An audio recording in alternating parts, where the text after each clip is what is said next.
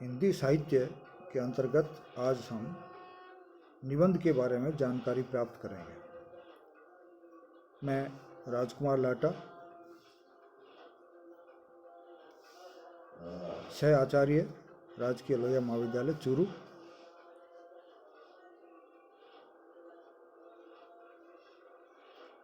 दुनिया में सब तरह की घटनाएं घटती है, हम सब देखते भी हैं, उनको समझने की कोशिश भी करते हैं।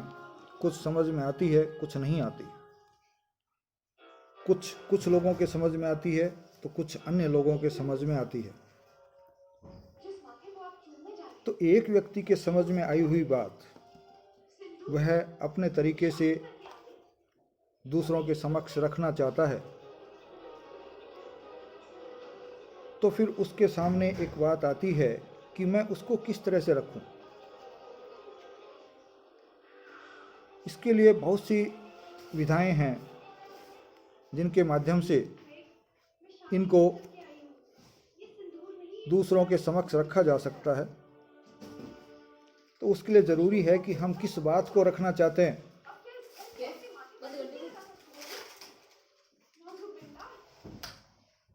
और वो किस तरीके से हम अच्छी तरह से रख सकते हैं, इस पर विचार करना आवश्यक है। जहाँ तक हिंदी साहित्य का सवाल है, हिंदी साहित्य में अपनी बात को रोचक तरीके से रखने के लिए बहुत सी विधाएं हैं, जिनमें कहानी, कविता,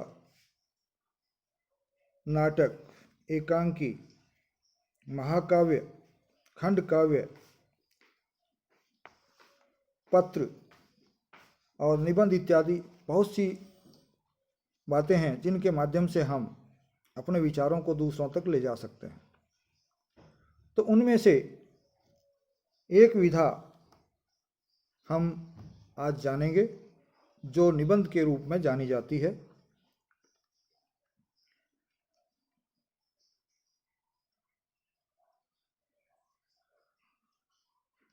साहित्य की कसौटी निबंध को कहा गया है, गद्य को कहा गया है। साहित्य की कसौटी गद्य को कहा गया है और गद्य की कसौटी निबंध को माना जाता है। तो सबसे पहले इस हेतु हम जानना चाहेंगे कि निबंध की व्युत्पत्ति कैसे हुई और उसका अर्थ क्या निकल सकता है।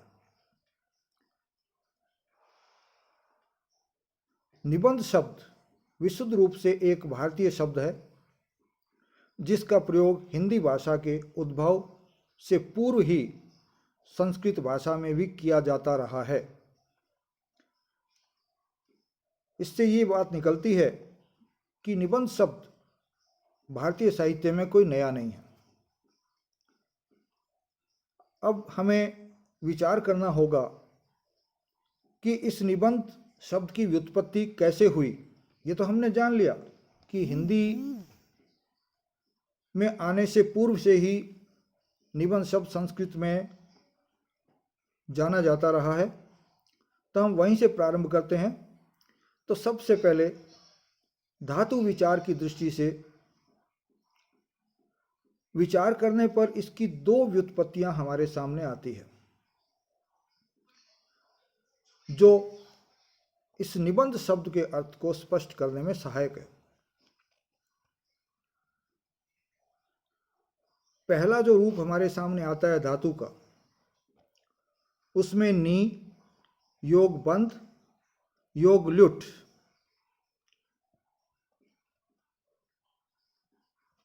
आपस में मिलते हैं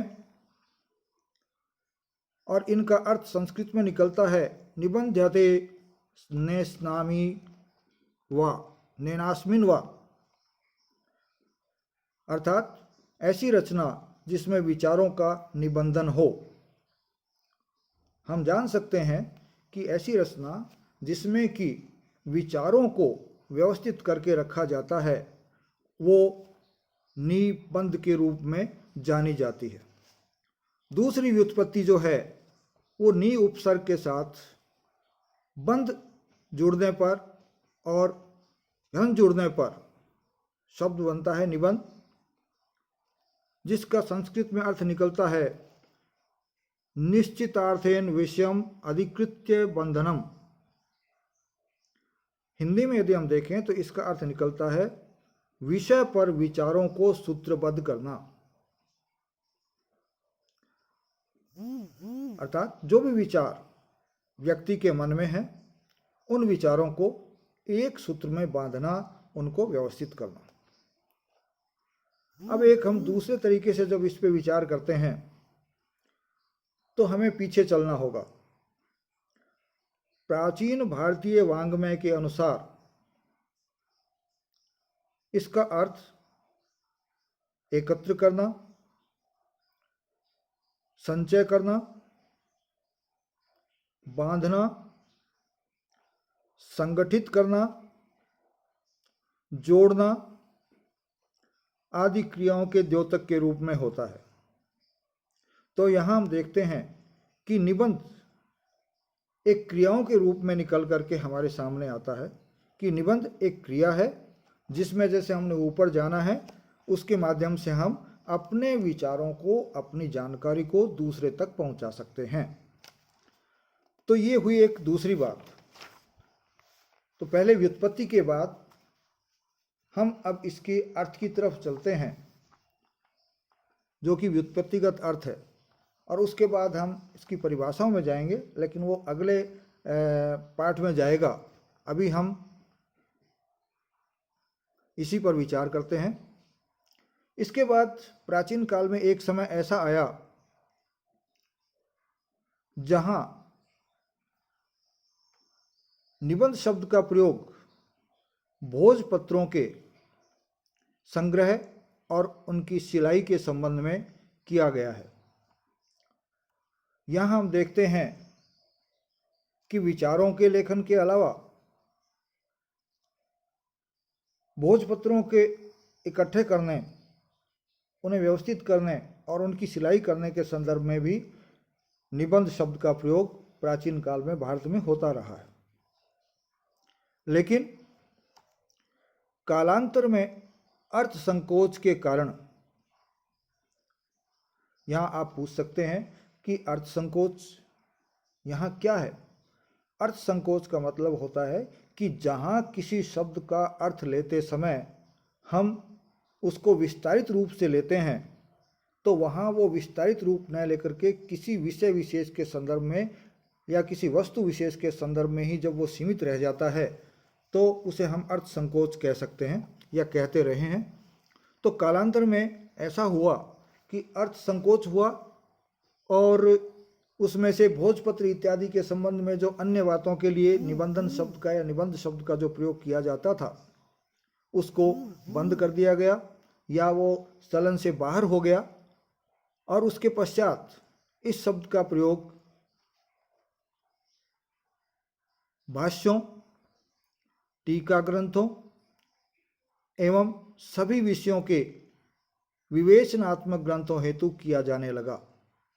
तो यहाँ आकर के ये चीज़ लेखन या साहित्य के संबंध में ही सीमित होकर के रह गई। तो अतः हम कह सकते हैं कि अर्थ संकोचन के बाद निबंध शब्द का प्रयोग भाष्यों में, टीकाओं के लिए और सभी विषयों का जहाँ की विवेचनात्मक अध्ययन किया जाना था या विवेचनात्मक वर्णन किया जाना था, किसी चीज़ के बारे में विचार करते हुए किसी बात को दूसरे के सामने रखा जाना था, वहाँ इस शब्द का प्रयोग किया जाने लगा।